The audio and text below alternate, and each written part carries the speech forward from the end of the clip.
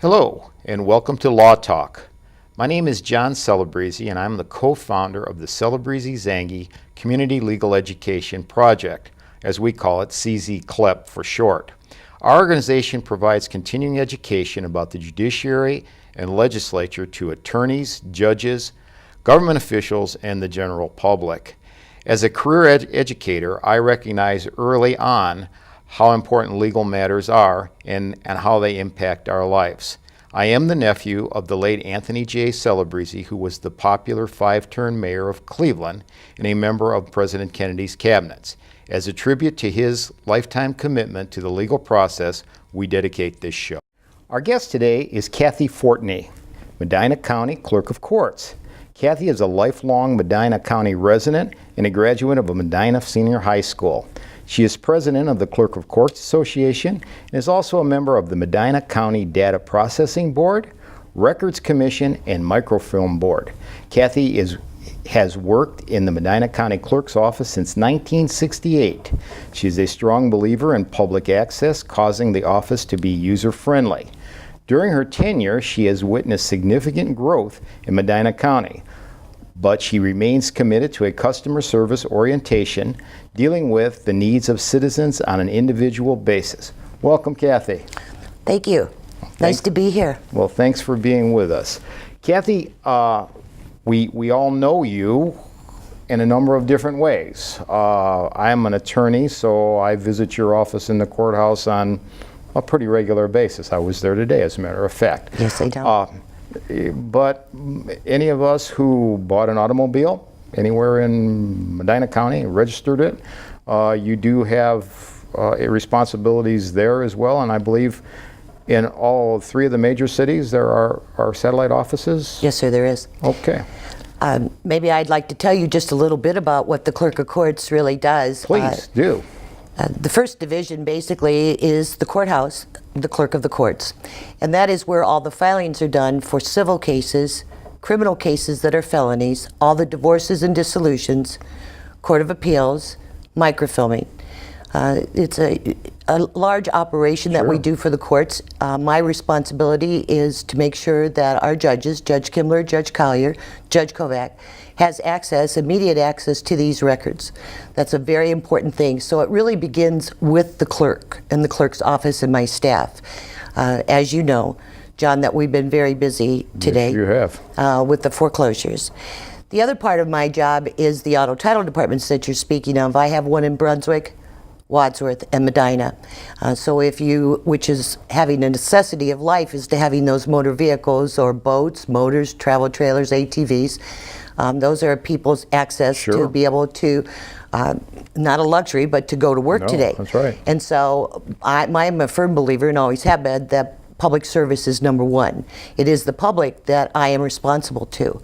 And so without me being able to transfer those certificate of titles so they can go to work and get their plates and things, and I do not run the license bureaus, but once again it begins with the clerk. Sure.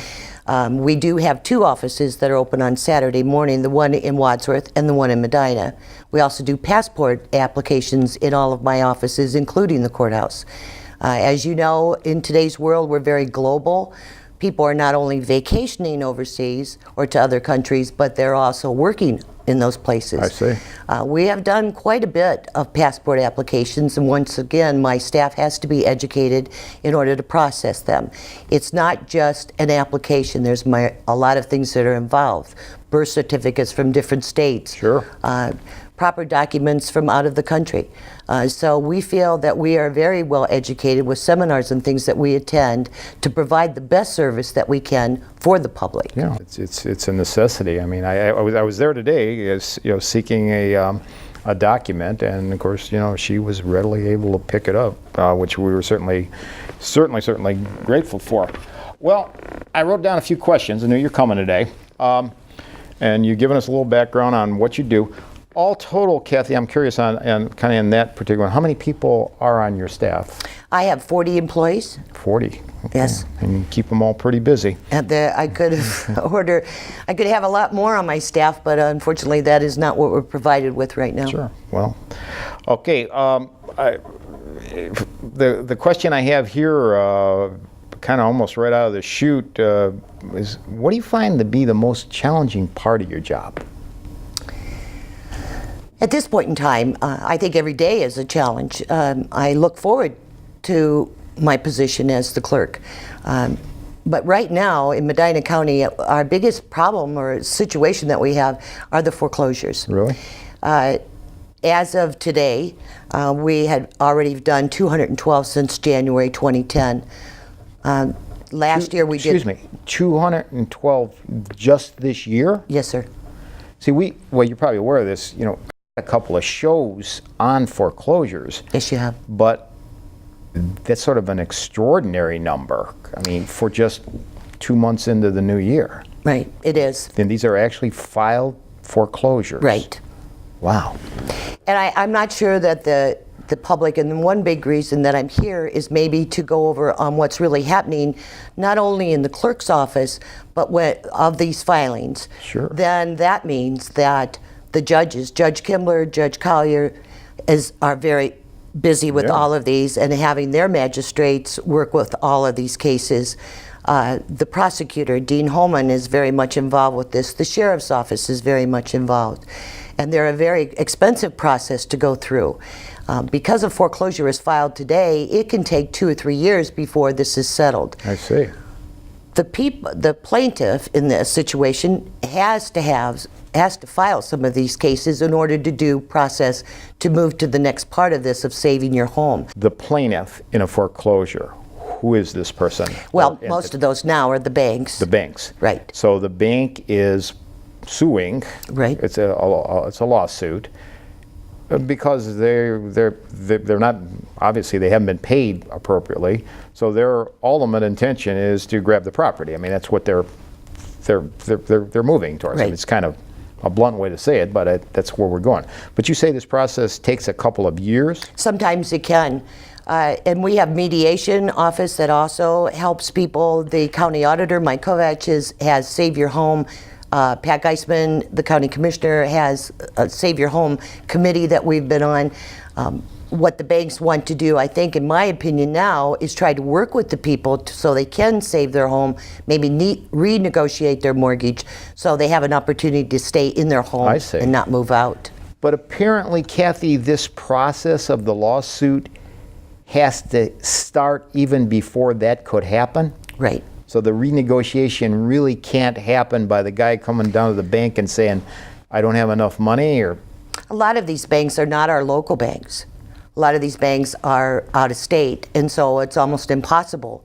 Now that they have people that will assist the banks that come into mediation or to the judges' offices to try to assist these people in their mortgages so they can renegotiate and see if they can't stay in their home. But all of that has to be done. You have to have the case filed in order to do this. A lot of cases, I'm sure, that I don't even see are being handled outside of the courthouse. But I don't see that. But obviously, projecting off of, what'd you say, 212? 212. So we could be looking at a year, unless things would drastically change, of going over 1,000 this year. Last year, in 2009, we did 1,160. Oh my gosh, so we did break the 1,000 mark. We did. Because in some of the previous shows I had, Judge Kimbler was here once and said it was a significant part of his document, but I don't think we reached those numbers. So we could obviously, well, we could be looking at anywhere between 1,100 and 1,500. That's a pretty significant way.